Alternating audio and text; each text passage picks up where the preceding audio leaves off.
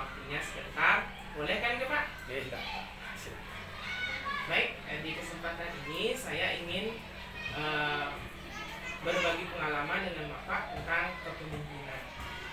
Dalam hal ini yang ada beberapa pertanyaan. Untuk pertanyaan pertama, selama ini bagaimana Anda dapat mengidentifikasi kasus-kasus yang merupakan dilema etika atau rujukan moral? Terkait dengan perbedaan rujukan moral, dilema etika itu mungkin ini sebuah hal yang memang jauh perbandingan seperti itu. Mungkin kalau rujukan moral itu sendiri ini terkait dengan pelanggaran aturan ataupun pemilihan keputusan antara benar melawan salah. Jadi kita sudah tahu bahwa itu memang pelanggaran hukum. Sementara untuk dilema etika ini terkait kepada keputusan untuk memutuskan sebelah sisi dan sisi lain semuanya benar. Jadi itu erat kaitannya kepada hati nurani yang masih kita perdebatkan dalam diri. Mungkin seperti itu. Baik, sangat luar biasa Pak Kadek.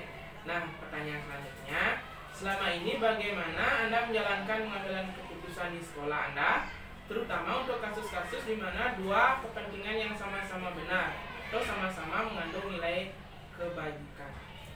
Terkait dengan identifikasi masalah dua-duanya benar, mungkin kita tidak bisa melihat dari salah satu sudut pandang. Kita harus melihat dari berbagai sudut pandang yang ada. Kemudian selain itu juga kita harus mengadakan komunikasi kolaborasi antar semua pemangku kepentingan, dan nanti juga kita harus mempertimbangkan dampak-dampak apa yang akan bisa terjadi setelah kita memutuskan hal tersebut. Karena rujukan moral seperti dilema etika seperti ini erat nanti kaitannya kepada hati nurani seseorang. Nah, sekarang pertanyaan dari yang ketiga, langkah-langkah atau prosedur seperti apa yang biasanya Bapak lakukan selama ini? Langkah-langkah mungkin yang pertama, kalau ada kejadian seperti ini, dilema etika ini, langkah yang pertama adalah pendekatan yang harus kita lakukan kepada si pelaku ataupun yang bersangkutan. Kita harus melakukan pendekatan yang bagus, biar komunikasinya juga terbuka. Selanjutnya yang kedua yaitu identifikasi data-data, kejadian, waktu, dan fakta-fakta dalam permasalahan tersebut. Setelah ada data, fakta, dan juga lain sebagainya, baru akan kita mengadakan pertemuan, kolaborasi, atau musyawarah. Nanti dari musyawarah itu, dari hasil keputusan bersama, baru kita nanti bisa memutuskan untuk mufakat. Selain itu, sekali lagi kita juga harus memperkirakan dampak yang terjadi dari keputusan yang sudah kita ambil. Nanti setelah ada keputusan, dampak yang sudah kita perkirakan apa yang terjadi, baru nanti kita mencoba untuk menguji keputusan. Baik, pada intinya berarti secara kekeluargaan itu yang pentingnya. Baik, selanjutnya hal-hal apa saja yang selama ini Bapak anggap efektif dalam mengambil keputusan pada kasus-kasus dilema etika? Hal-hal yang dianggap efektif yang pertama itu adalah dilakukan secara kekeluargaan, berkolaborasi, bermusyawarah, sehingga keputusan itu tidak ada memberatkan salah satu pihak manapun. Mungkin yang kedua, memperkirakan dampak yang terjadi setelahnya. Jadi apapun keputusan yang kita ambil, kita harus memperkirakan dampak yang terjadi nantinya setelah keputusan itu dibuat ataupun dilaksanakan. Dan yang terakhir, apapun kejadiannya, apapun kegiatannya, kita harus selalu melakukan evaluasi dan refleksi dari setiap kegiatan untuk bisa melakukan perbaikan di keputusan-keputusan selanjutnya. Baik, sangat luar biasa ya Pak Ule. Selanjutnya, dalam sebuah mengambil keputusan tentu ada tantangannya. Nah, sekarang apa saja yang selama ini merupakan tantangan dalam mengambil keputusan pada kasus-kasus dilema etika?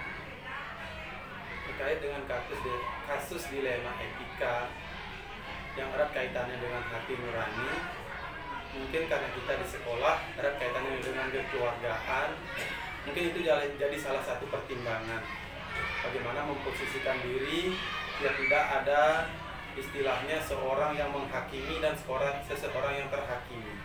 Bagaimana dan menjadi tantangan itu adalah sistem kekeluargaan yang ada di sekolah. Selain itu juga hati nurani seseorang yang sangat berpengaruh. Ada seseorang yang lebih menghargai sebuah persatuan daripada mencari benar atau salah.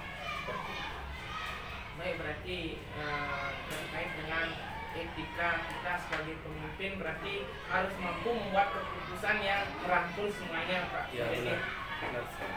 Baik, selanjutnya pertanyaannya, apakah Bapak memiliki sebuah tatkala atau jadwal tertentu dalam proses penyelesaian kasus dilema etika? Apakah Bapak langsung menyelesaikan di tempat atau memiliki jadwal untuk menyelesaikannya? Bentuk atau prosedur seperti apa yang Bapak jalankan? Mungkin terkait dengan kasus dilema etika, ini tergantung dari urgen atau besar skala dari kasus itu sendiri. Kalau misalkan ditanya tentang jadwal, mungkin kita tidak memiliki jadwal yang pasti, karena setiap masalah punya skalanya masing-masing. Jikalau skala masalah itu besar, ya kita harus diselesaikan secara cepat dan tepat. Namun tetap kita harus memikirkan apa yang ada di permasalahan tersebut, karena erat kaitannya dengan hati nurani. Posisi kita sebagai seorang penengah tentunya juga harus memiliki ketenangan. Nanti jangan sampai terpengaruh juga dari emosi dan ketenangan kita yang tidak stabil, sehingga menyebabkan terjadi keputusan yang kurang baik. Berarti terkait dengan jadwalnya berarti tergantung urgensinya ya. Mana yang mendesak, kalau mendesak berarti harus langsung dikerjakan atau diselesaikan di tempat. Itu Pak De ya. Baik, untuk selanjutnya, apakah seseorang atau faktor-faktor apa saja selama ini mempermudah atau membantu Bapak dalam mengambil keputusan dalam kasus-kasus dilema etika? Hal-hal mungkin yang mempermudah ini di sekolah karena ada namanya sistem kekeluargaan kita yang sangat erat, keterbukaan kita yang sangat terjalin, sehingga apapun masalahnya itu bisa kita selesaikan secara bersama-sama. Tidak ada yang saling memberatkan, tidak ada yang saling dirugikan. Semua kita adalah satu sehingga mendapatkan suatu keputusan yang baik untuk kita semua. Sangat luar biasa ya. Kemudian pertanyaan yang terakhir, dari semua hal yang telah disampaikan, pembelajaran apa yang Bapak petik dari pengalaman Bapak dalam mengambil keputusan dilema etika? Pembelajaran yang dapat saya ambil dari keseluruhan pengambilan keputusan terkait dengan kasus dilema etika, mungkin yang pertama adalah cara berpikir berbasis hasil akhir dan juga dampak yang terjadi dari keputusan itu sendiri. Jadi apapun keputusan kita harus bisa melihat dampak yang akan terjadi setelahnya itu. Selain juga kasus dilema etika seperti ini membutuhkan ketenangan hati, karena dilema etika itu erat kaitannya dengan hati nurani.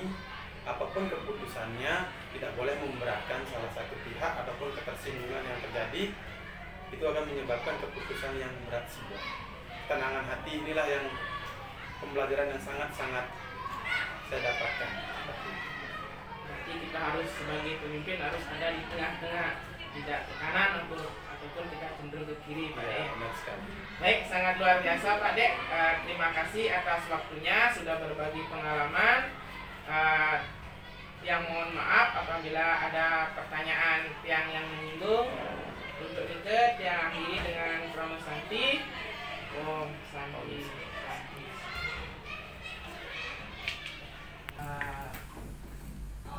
Om Swastiastu. Om Swastiastu.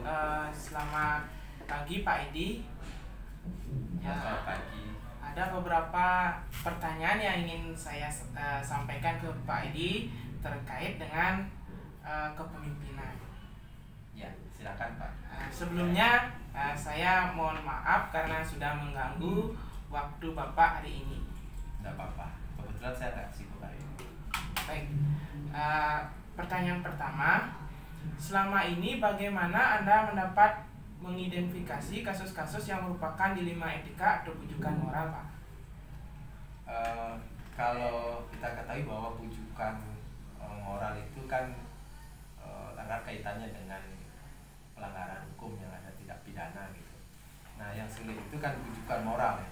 Itu kita antara bujukan moral dan dilema etika itu kita bisa membedakan. Kalau dilema etika kan keputusan yang kita ambil itu tidak ada yang salah sebenarnya, tetapi setiap pengambilan kita ada konsekuensinya gitu. Jadi mudah bagi kita untuk membedakan antara bujukan moral dengan dilema etika. Baik, sangat luar biasa Pak Edi. Lanjut ke yang kedua.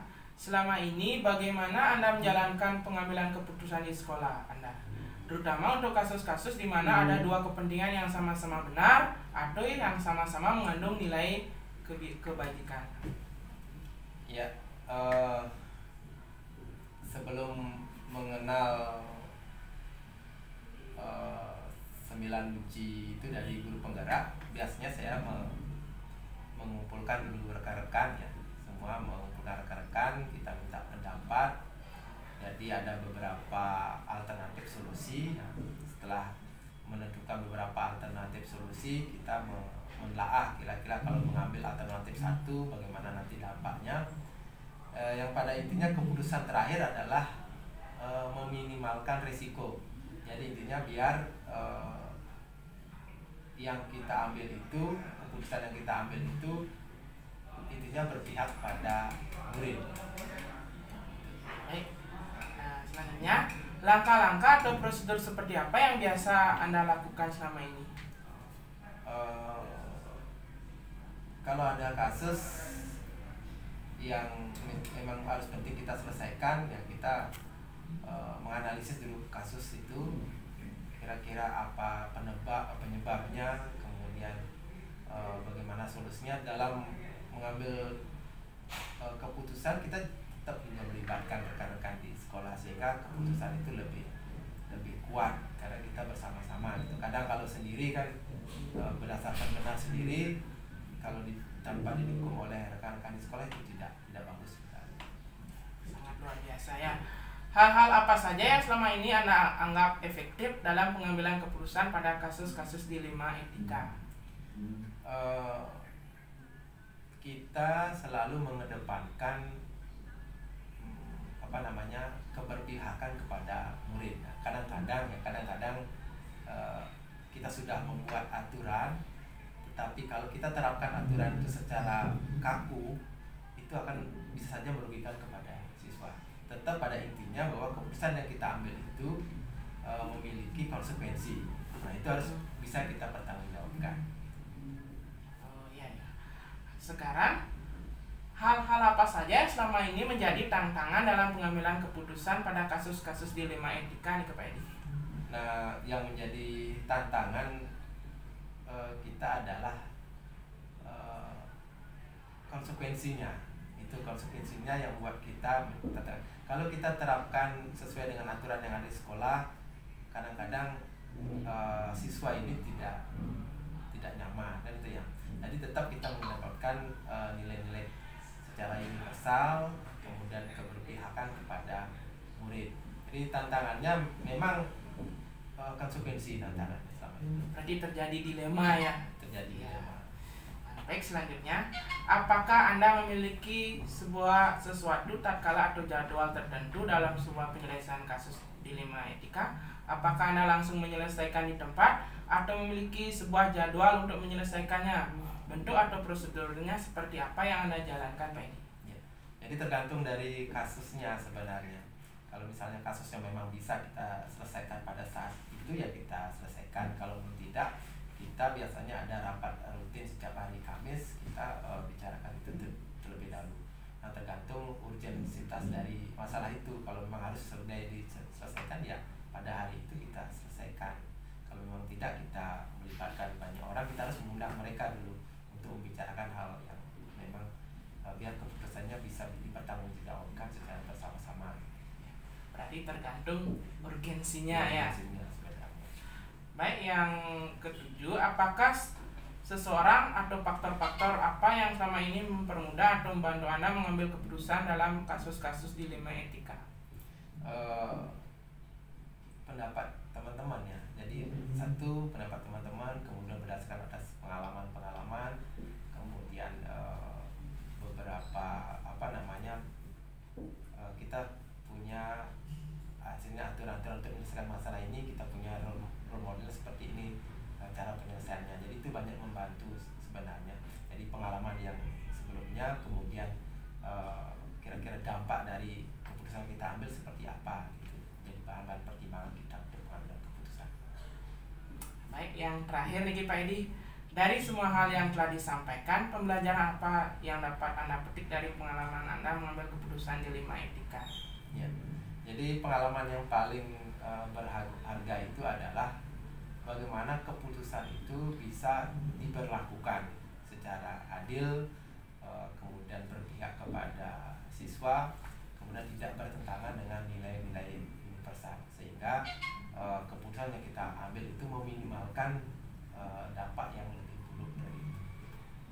Baik, terima kasih, ini sudah sangat luar biasa. Terima kasih atas waktunya. Mungkin hanya itu yang dapat Tiang tanyakan hari ini.